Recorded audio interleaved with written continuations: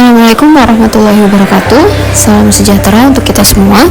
Pada kesempatan kali ini, kelompok kami akan memaparkan tugas agenda 2 Latsar CPNS 2025 dengan tema role model dalam nilai berakhlak. Nilai berakhlak merupakan pedoman perilaku bagi setiap aparatur sipil negara dalam melaksanakan tugas dan tanggung jawabnya. Terdiri dari 7 nilai utama, yaitu berorientasi pelayanan, akuntabel, kompeten, harmonis, loyal, adaptif, dan kolaboratif. Sebelumnya, anggota kelompok kami terdiri dari 5 orang. Yang pertama, Iqbal Rahmadi. Yang kedua ada Tri Wahyuni. Yang ketiga ada Dwi Nur Hamidah. Yang keempat ada Hana Nurul. Yang kelima ada Alia Zaina Nursa. Selanjutnya yaitu profil singkat. Maudy Ayunda Faza atau lebih dikenal sebagai Maudy Ayunda adalah seorang aktris, penyanyi, penulis, aktivis, dan ekonom muda Indonesia.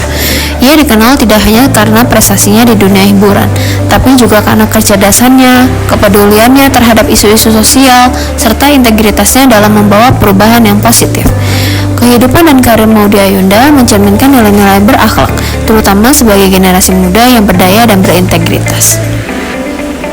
Adapun nilai-nilai berakhlak yang dimiliki Maudy Ayunda, yang pertama adalah berorientasi pelayanan. Maudy aktif menyuarakan isu-isu sosial dan pendidikan sebagai bentuk kontribusi pada masyarakat. Contoh, ia menjadi juru bicara pemerintah dalam G20 tahun 2022, menunjukkan peran aktif dalam menyampaikan kebijakan dan membangun komunikasi publik yang efektif dan inklusif. Yang kedua yaitu akuntabel. Maudy bertanggung jawab terhadap keputusan dan peran publik yang ia ambil. Contoh, ia secara terbuka menjelaskan alasan memilih melanjutkan studi di Stanford University. Membuktikan sikap transparan kepada publik yang mengikutinya, ia juga hati-hati dalam menyampaikan opini agar tetap bertanggung jawab dan berdampak positif. Yang ketiga yaitu kompeten.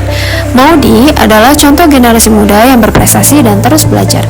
Maudy pernah lulus dari Oxford University jurusan PPE, Philosophy, Politics and Economics, dan kemudian melanjutkan pendidikan S2 di Stanford University mengambil John Deere di bidang pendidikan dan bisnis. Yang keempat yaitu harmonis. Maudy menjaga hubungan baik dengan semua kalangan dan tidak terlibat dalam konflik yang menimbulkan perpecahan. Maudy dalam berbagai wawancara suka menunjukkan sikap yang tenang, menghargai orang lain, dan selalu menyuarakan toleransi serta keberagaman. Kelima yaitu loyal.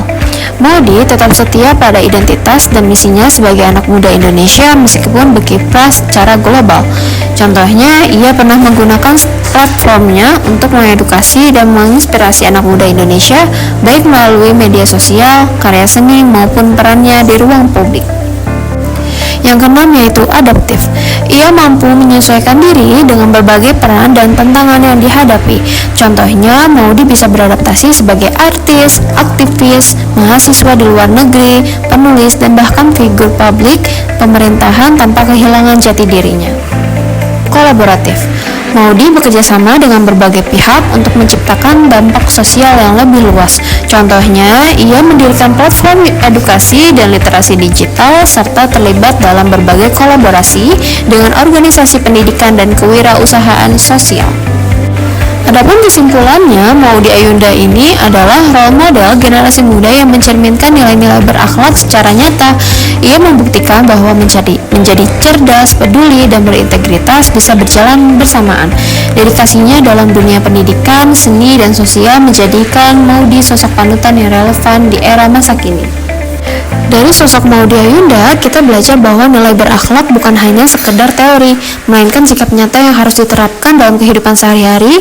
Integritas, kompetensi, dan semangat kolaborasi yang beliau tunjukkan menjadi teladan bagi kita, para CPNS, untuk senantiasa bekerja sepenuh hati demi pelayanan kepada masyarakat. Sebagai generasi penerus aparatur sipil negara, mari kita jadikan nilai berakhlak sebagai kompas dalam berkarya dan mengabdi. Dengan begitu, kita bukan hanya menjadi pegawai, tetapi juga agen perubahan bagi bangsa dan negara. Terima kasih atas perhatian Bapak atau Ibu. Wassalamualaikum warahmatullahi wabarakatuh.